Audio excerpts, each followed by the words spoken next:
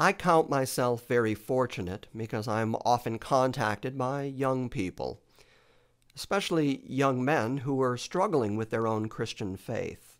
I'm really glad to see young, vital men thinking about the things of Christ. But it's not easy. When you're in your late teens, early 20s, and you're a male, you are driven by endless amounts of testosterone. And you got to figure out how to deal with that. How do you cope with that? It's just a fact that the male mind drifts towards thoughts of sex quite constantly.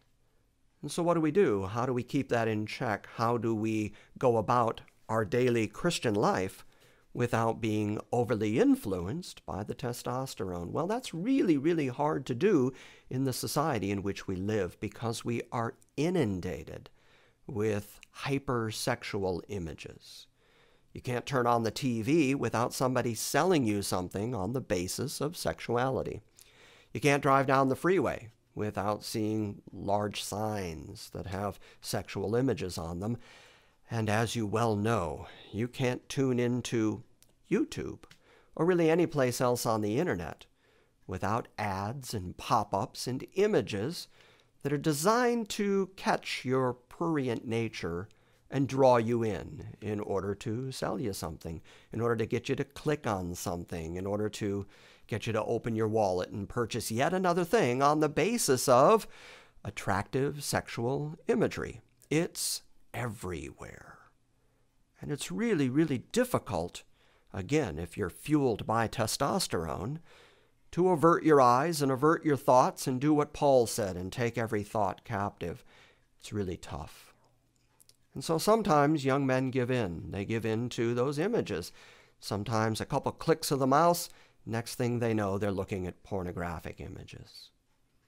Now, when I was young, which was back just after the flood, it's a long time ago, when I was young, it was difficult to see images, sexual images of women. You really had to exert some effort. Maybe you had a friend whose dad had a box hidden in the back of a closet somewhere. So you really had to go through some real effort to see images of women. It's not that way today. Nowadays, anybody, any child, can sit down and with a few clicks of the mouse, whether they mean to or not, they end up at a pornographic website. I know what it's like, and I know how tempting it is. And so I get email from young men saying, what's really wrong with pornography? And does the Bible actually say that you shouldn't look at pornography? Well, it does. Actually, our English word, pornography, or the shortened nickname now, porn, comes to us directly from the Greek language, pornos. That's a word that is translated adulterer, or in the King James, whoremongerer. Porneia is the word for anything that is sexual outside of marriage. The Bible's very clear that the marriage bed is not defiled. Sex within marriage is the only legitimate, biblically acceptable form of sexuality. But if you think about it, Jesus said that if you look on a woman with lust in your heart, you're guilty as an adulterer. And that means every time you click on a pornographic image, you are guilty as an adulterer. You are guilty of pornos.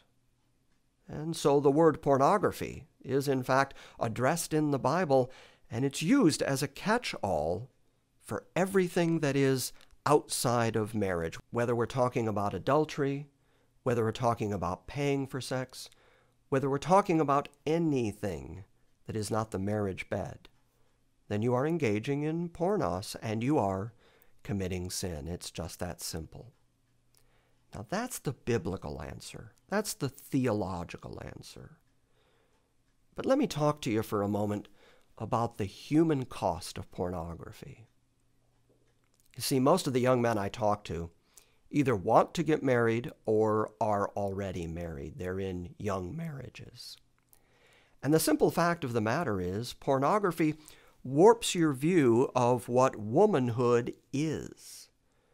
and you start thinking about what your wife or your girlfriend ought to be like, because the images that you've seen in pornography have warped your view of womanhood.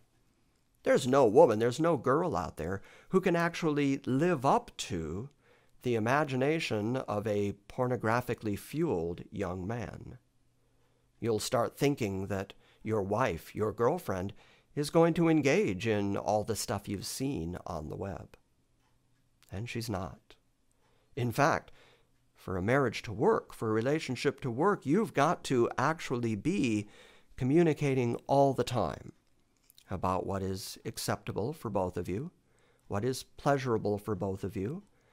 And if you start thinking that what your wife is willing and not willing to do is not acceptable based on your imaginary pornographic images, the next thing that happens is you're going to blame her because she's not living up. She's not being the way you think she ought to be. And it's not really her fault. It's your fault because you came into the marriage with wrong-headed pornographic notions of what sexuality is. God gave us sexuality on purpose, and he made it enjoyable on purpose so that procreation would happen and so that the earth would be filled with people. But what happens far too often is that people get these pornographic ideas in their head, and they start thinking, when I get married, this is what it's going to be like all the time, every time, woohoo! And that's not reality. And the shame, the real crime here is the woman who gets blamed is not to blame. She's just being herself. And the male image of what she ought to be is not realistic. It's fantastic. It's fantasy.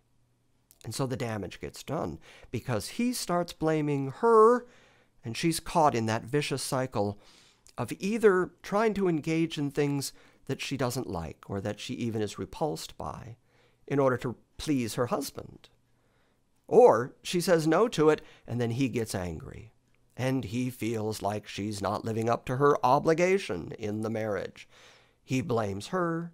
She dislikes herself. She starts hating herself for not living up to her husband's expectations. You can see the vicious cycle. It never goes well.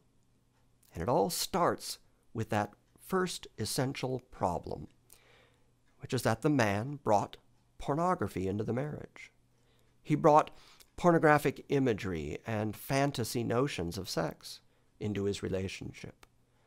And then, when his poor wife doesn't live up to that fantasy imagery, she gets blamed. And then she gets belittled. And then her self-image, her own self-esteem goes right down the tank. And then she doesn't want to have sex with him because, after all, that opens the door to criticism. So she pulls away, he blames her more, and things just go from bad to worse. And that's all the result of pornography. I've seen it time and time and time again. In my role as a pastor, people bring the intimate details of their life and their marriage to me. And I can't begin to tell you the countless times that the problem between the two of them is that she feels belittled, she feels that her self-worth has been completely undermined, and he feels like she's not living up because she is not like his fantasy images. We got to get back to reality. Marriage is tough work, and it starts with acceptance and forgiveness and being willing to accept the other person for exactly who they are. So, start out on a good foot. Start out accepting your wife for exactly who she is. And make sure that she knows that she is your ideal woman. That when you look at her, you see everything that womanhood and femininity was meant to be. And then don't compare. Because you can't compare her, the real live woman you live with every day and share a bed with every night. You can't compare her to the images that you see on the internet. Look, Let's be realistic. Pornography does nobody any good. Oh, I've heard the excuses. I've heard the people who say, well, when my wife's not willing to engage me sexually, pornography becomes a kind of release, so actually it's good for my marriage. But if Jesus was being honest when he said that you're looking at another woman and lusting after her is actually adultery, you have to ask yourself whether adultery is good for your marriage. The answer is no. Plus, as a Christian man, once you've engaged in any kind of pornographic activity, you can't help but feel bad. The Holy Spirit inside you is going to convict you of what you've just done, and you come away feeling ashamed. Nothing good ever comes from it. Now, is it easy to avoid? No. You have to work really hard to avoid it. But is it worth avoiding? Well, the answer is unequivocal. Yes, it's worth avoiding. Your marriage will benefit from it. And more importantly, your image of what women ought to be will be improved by it. Listen, I have a 21-year-old daughter. I know I talk about her a lot, but man, I love her like crazy. And I would hate to think that some guy's image of my daughter and who she ought to be has been informed by internet pornography. I would try to keep my daughter as far away from that kind of man as I possibly could. I hope she finds a Christian man who has kept himself as pure as she has kept herself, and that they can look at each other on their marriage night and know that they accept each other for who they are and look at each other as the quintessential man and the quintessential woman. Now, isn't that what you want for your wife? I know that's what your wife wants from you. So, is pornography harmful? In more ways than you can possibly count. And is it denounced biblically? Yes, absolutely. So now, what are you going to do about that?